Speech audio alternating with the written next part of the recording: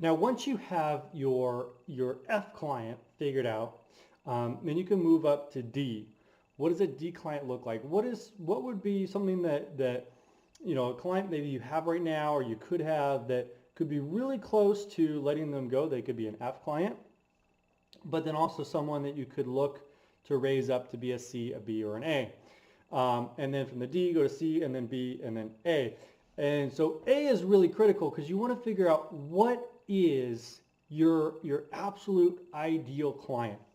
Do you want to do CFO level services where you're working one-on-one with maybe a larger business, a business that's doing $1 million in revenue a year or over, or $500,000, and they've got a handful of employees?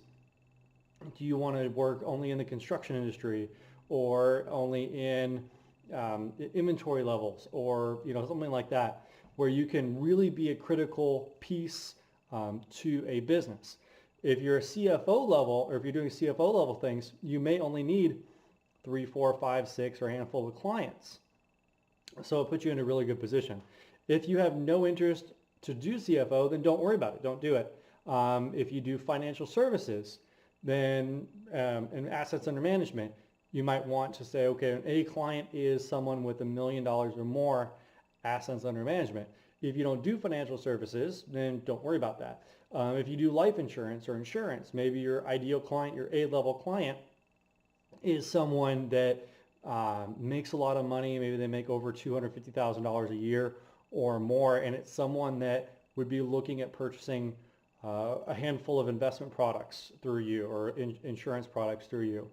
So these are all things that you kind of have to figure out what it is that you like doing and what an A client looks like to you.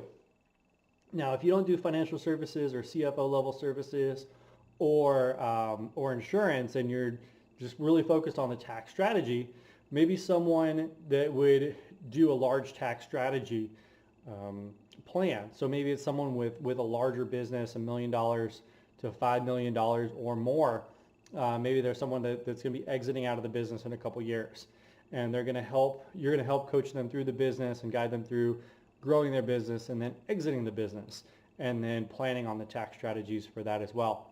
So it's, like I said, it's completely up to you and what an A client looks like to you. In my case, I built out a monthly retained services for my clients. So all my clients were paying me anywhere from $200 to $400 a month. And so my A-level client was a successful real estate agent that was making over $200,000 a year in profit, and someone that was willing to pay me $200 to $400 a month on a retainer for tax strategy services. And that was my ideal client. And I filled that up really quickly. And I'll talk to you more about that in promotions. So, but also I want to kind of end with people and the industries that you're going to be selecting to choose. If you want to niche down, niching down in a specific industry, I think is very important. You don't necessarily have to do it, but it certainly gives you a lot of perspective and expertise in that area. And when you can come to someone and you can say, I am the best tax professional in the area for real estate agents. The real estate agents, their ears will pick up and they'll be like, oh, hey, you're the best for real estate agents. I heard about you. You came and spoke at my office, and I want to talk to you more about saving money on taxes. You'll naturally attract those people that are successful that you are trying to attract. And then you'll push away people that you're not looking to attract. So, plumbers and painters and construction guys, if you're focusing on real estate agents and real estate investors, push away all those contractors. And that's okay, because you can offer the best level of service, your expertise, to the real estate community. Now, if you don't like real estate, if you prefer construction, then just stay in construction. If you really like, let's say, tile setter companies, you can just work with tile setters. If you really like plumbers, you can just work with plumbers. If you like roofers, you can just work with roofers. Or you can kind of put together a package of those and say, I just work with all contractors.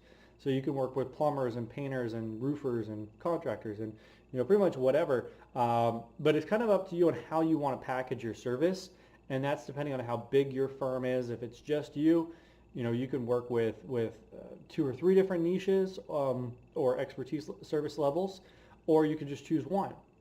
Like in my case, it was just real estate agents and investors. So it's really completely up to you on what you want to, but it's good. 2 things I want to mention before we wrap up the video. One is if you have any particular affiliations with any industries, that's really good. So if you know how to, if let's say your mom was a real estate agent or your spouse is a chiropractor, then you might want to go real estate agents or chiropractors, because if your spouse is a chiropractor, then that would help you kind of know more about the chiropractor industry or have more affiliation with that industry. Or if you know how to get access to an industry.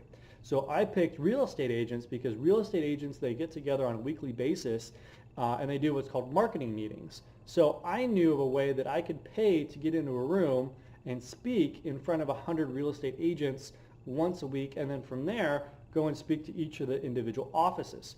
So for me, I really enjoyed public speaking, and by going in and doing those where I was sponsoring and paying to get in front of a room full of people as a sponsor and talking about tax strategy and tax savings for 5, 10, 15, 20 minutes, depending on what the speaking slot was, I was able to use that to speak at other engagements.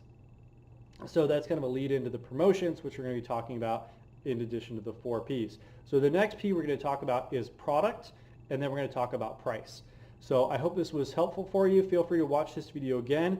If you haven't identified your ideal client, go ahead and watch this video again, or post comments to the comment board and let us know how we can help you determine your ideal client. Thanks.